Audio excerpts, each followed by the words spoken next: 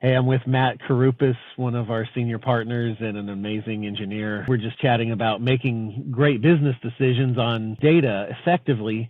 And to do that, one of the big ones that I know every business owner wants is the ability to better forecast, to better predict what you should be doing next month, next year.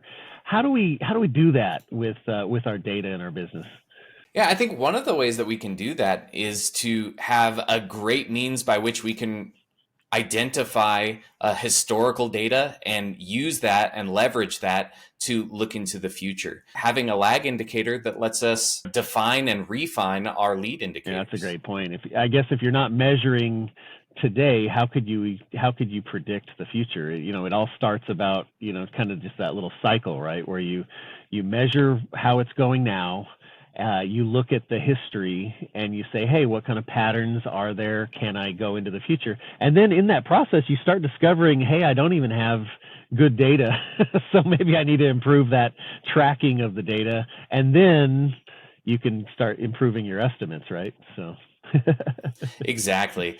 And something else is having that historical data could inform how you build a lot of your processes. There are instances where uh, old data gets overwritten in a system with some new data.